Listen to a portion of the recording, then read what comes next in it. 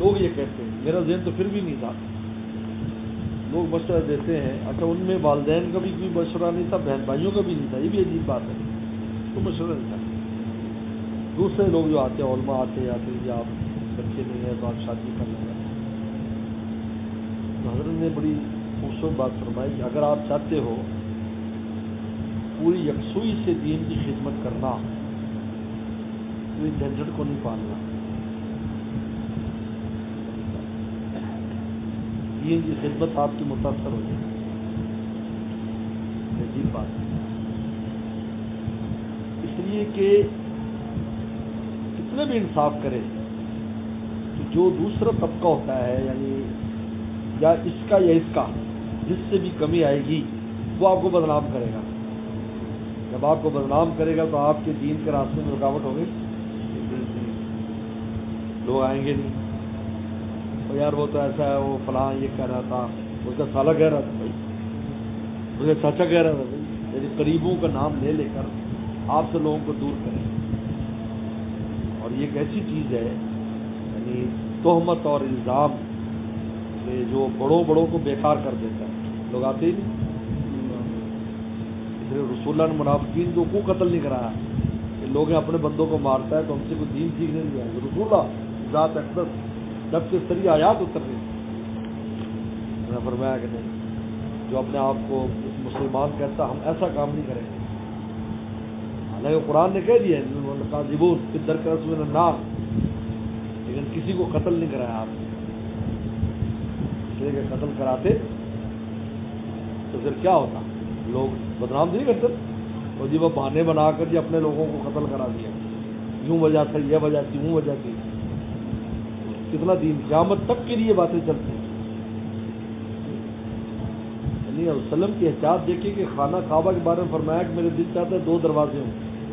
ایک سے لوگ آئیں نماز پڑھے باہر جائیں،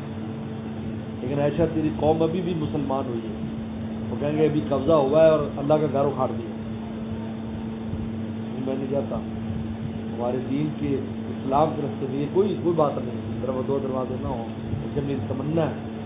لیکن اس پر عمل نہیں کرتا، اس لیے کہ لوگوں میں شکوک و شبہات پیدا ہے۔ اس سے معلوم ہوا کہ دین کے خادموں کو چاہے جائز کام ہو، لوگ کہتے ہیں جائز ہے جی، جائز ہے، چاہے جائز کام ہو، اگر اس کے کرنے سے ایسی کوئی معاملہ پیدا ہوتا ہے جس سے کوئی ہم سے دین سیکھنے سے اعراض کرے گا، وہ کام نہ کرے گا، خدا را کام،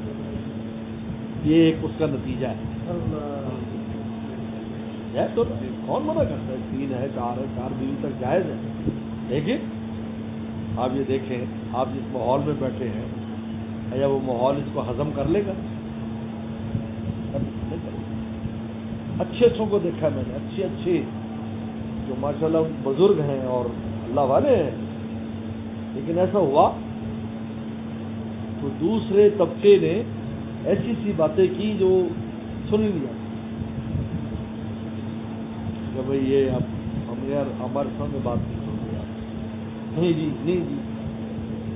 اب بتاؤ اگر عام بندہ جو سنے گا تو سیکھنے جائے گا دین؟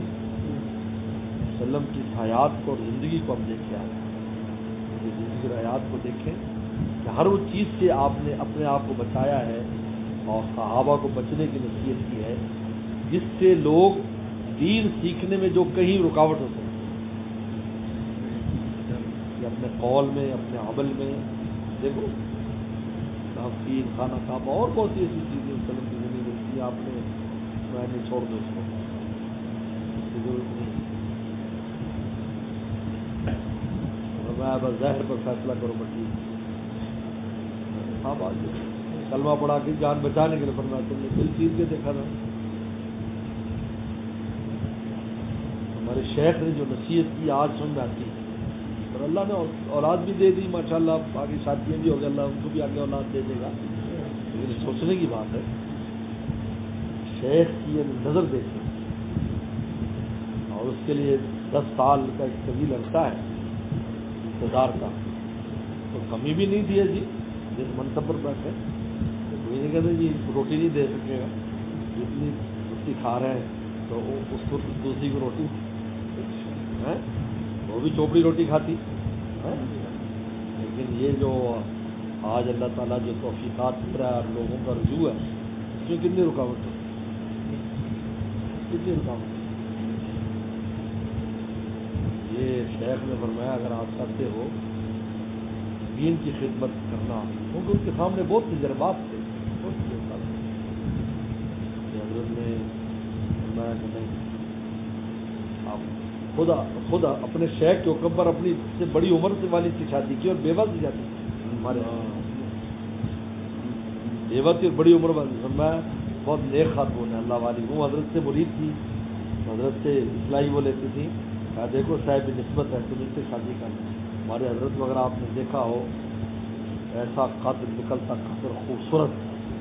اور ایسا چہرہ چمکتا تھا حضرت کا، ہاں بیماری میں بھی ان کی تابانی نہیں جاتی تھی چہرے سے، دیکھتے رہے تھے لوگ کہتے یار تو ماشاء اللہ اتنے صحت مند انسان اتنے خوبصورت تھے،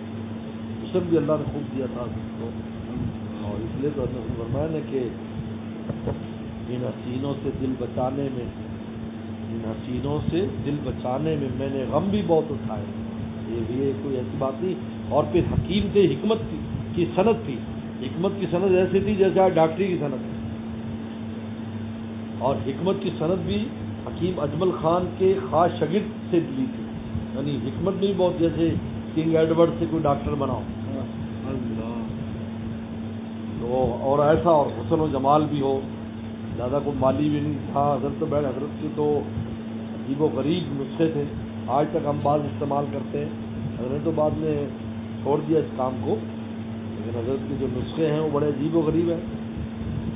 چھوٹی چھوٹی چیزوں سے علاج بڑی بڑی چیزوں کا فرما دیتے ہیں، مہارت سے حضرت کو، تو